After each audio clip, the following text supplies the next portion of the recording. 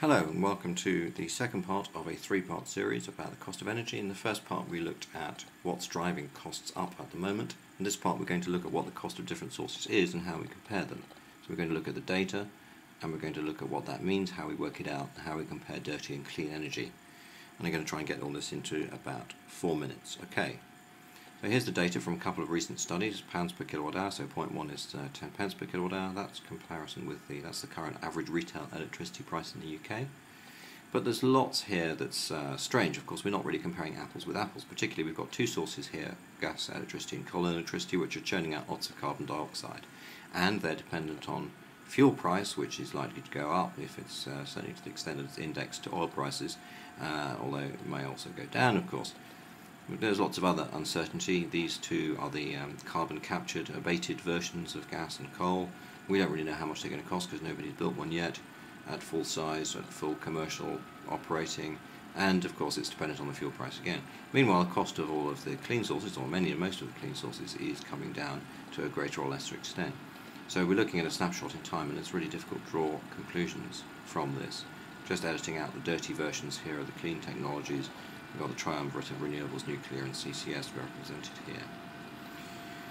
So what is the cost? What is the life cycle levelized cost of energy, LCOE? Well, let's say we're going to build a plant, okay, and we're going to take some money from investors to do that. And we're going to build our plant, and the amount of money we spend is we usually express as the pound per kilowatt peak.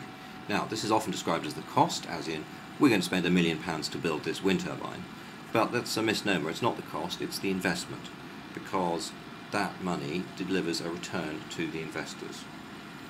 So the cost is something else, and we're going to see what that is. So let's say we're going to buy some coal. In this case, we're going to pay some people to run the plant. We're going to fire it up. We're going to sell some electricity to customers. We're going to get some money back from them, and we're going to use that to give a return back to our investors.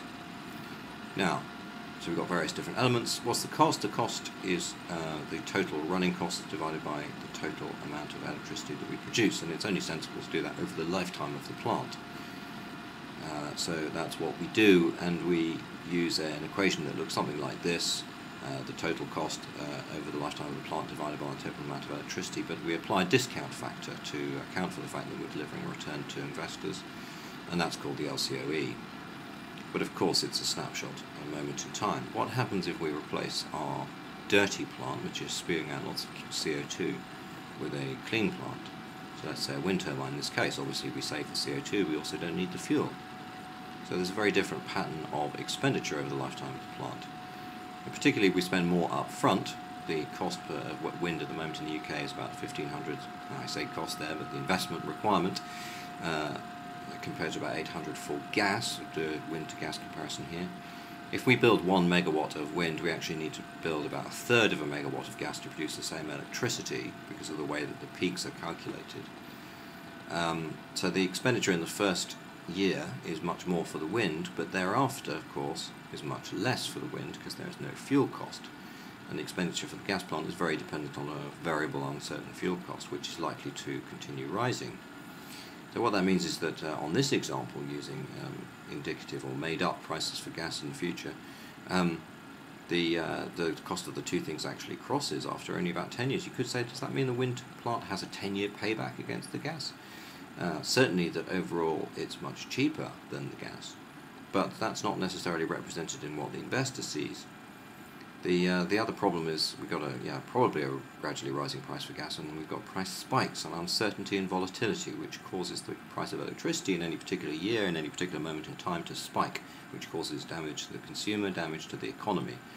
The investor doesn't really worry too much about that because that is just passed straight on to the customer.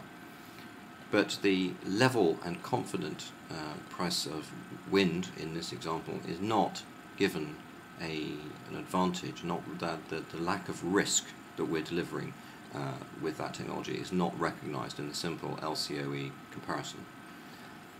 Next question, how do we look at the overall economy and the cost of energy in the overall economy?